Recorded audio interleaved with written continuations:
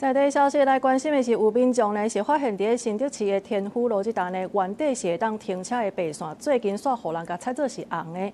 也毋过呢，这线是一时啊红，一时啊白，互人毋知影到底是会当停，也是袂当停。尾仔才知影讲，原来是这自来水公司当咧做工停，所以甲专停1536公尺的这个路段呢，拢甲画做是红线。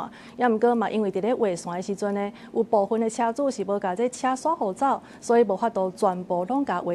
目前已经要求厂商拜一就爱改善。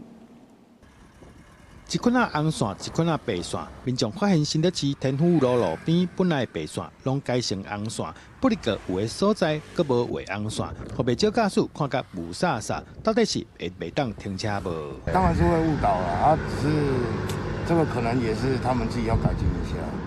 你就干脆就全部红线就好，就不要画白线了。可能就是在沿路的这个施工路段沿路画红线，最主要是为了用路安全啦，主要是用路人安全。原来是自来水公司当咧附近施工，拍算甲新竹海水淡化厂的管线牵到新竹第二净水厂，为着用路人安全，再暂时画红线。冒沿路大个是因为画线时有部分的车辆无刹车，在地区有的所在无法度画线，安顺拜一得完成改善。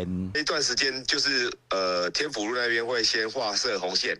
等我们埋设完成之后，我们再把它恢复成白线。有部分的用路人民众他的那个车子还是压在那个线上，我们画不到，所以才会有部分的白线没有办法画成红线。